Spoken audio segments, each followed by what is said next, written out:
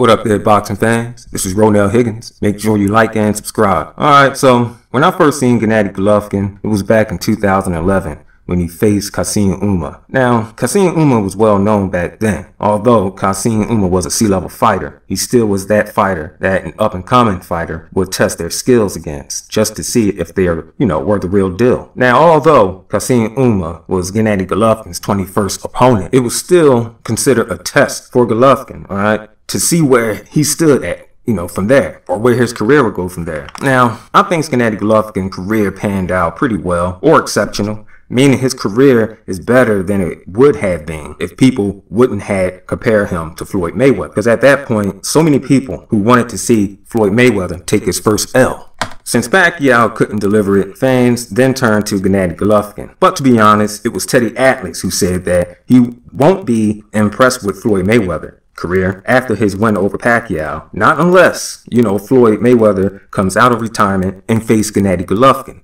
Because, what he was saying was that, guys like Sugar Ray Leonard and Marvin Hagler, that's what they did with their careers. They'll move up. They just didn't spend their careers like at 147. However, neither did Floyd. Floyd did move up from 130 to 147. However, that's the way, Teddy Atlas had put it out, okay? And after that was said by Teddy Atlas, other sports medias took to the ideal of Mayweather facing Golovkin. However, the fight never took place. However, Pacquiao fans now became Golovkin fans and started bashing Floyd fans on how Floyd would rather hide in retirement and not face Golovkin. But some fans, right along with other hardcore boxing fans, became Golovkin fans as well. For the Floyd fans who joined the Golovkin teams, they liked Golovkin because he's a winner and he's exciting. He just don't win his fights by decision, but mostly by stoppages. And for them, this is something new. Hey, out with the old and in with the new. That's how I go. Now, with the Pacquiao fans becoming Golovkin fans just so they could attack the Mayweather fan base, it spiraled from that debate to all other different types of subjects. Everything from racism, nationalism, if Gennady Golovkin was black, it would be a star, or why does all Americans dislike Gennady Golovkin? The whole thing just became one big mess. Not so much with, Golovkin being a mess, but with the fans. It has become, a big mess with them. It's just so much going on. And some of these fans are so immature that they use words and they really don't know the meaning of the words that they're using, okay? Such as the word hating, okay? Just like I'm doing this video, someone will come and, and comment saying that I'm a hater towards Triple G. First of all, you haven't heard me say anything derogatory towards Triple G in this video. The things I pointed out earlier, I was explaining how this all got started, all right? And then it leads to other things. It just took off and led to other things. Now, for those of you who don't know the meaning of hating, let me break it down to you, okay? There's this young lady in my neighborhood who happens to be very attractive. Plus, she has a very nice figure. Now, there's other females in my neighborhood who feels threatened by this young lady's, looks. And they just heard about her, contract that she had received to become a model, to do some modeling, Now, instead of congratulating her, they all went against her by saying, you're not, all that pretty and you look fat, this, that, and the third. They start downgrading her, okay? They just start downgrading her just to make her, feel the way she makes them feel. Because when they look at her, they know she's very attractive. However, they won't let her know it, okay? Instead, they downgrade her on her looks because they themselves have low self-esteem. So they try to make her feel,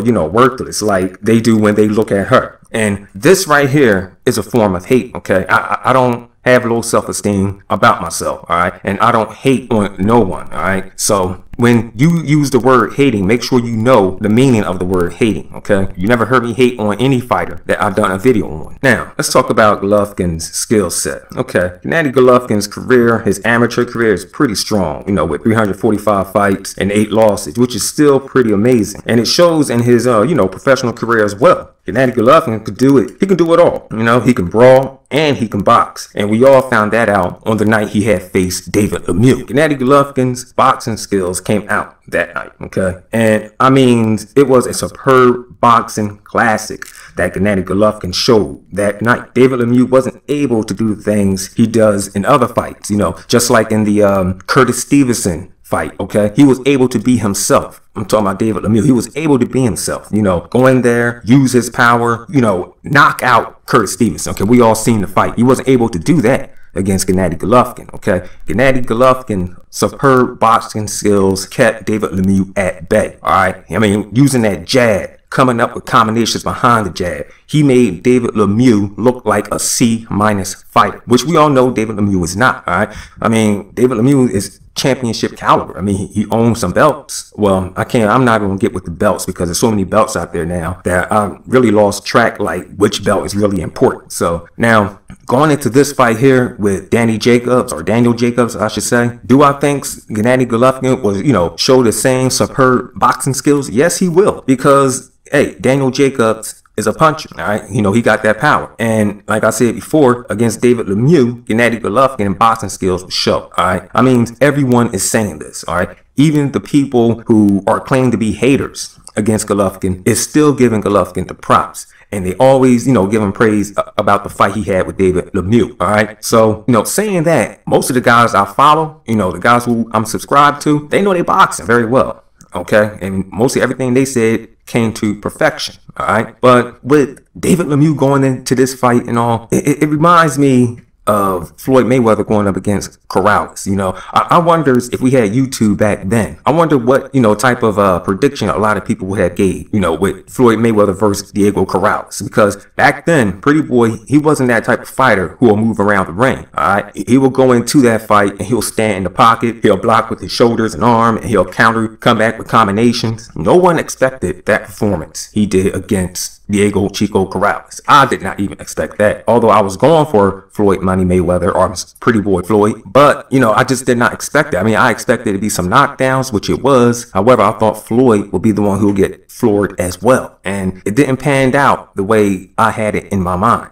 Floyd came out and put on a masterclass. Shocked us all, okay? So who knows what type of class or skill thing that Daniel Jacobs will put on coming into this fight. I mean, we all know that Daniel Jacobs has been stopped before. He's been dropped by feather-fisted Mora and all this is playing against him. Me, myself, I'm going with Gennady Golovkin in this fight, but we'll have to see what happens, okay? My name is Ronell Higgins. Thanks for watching.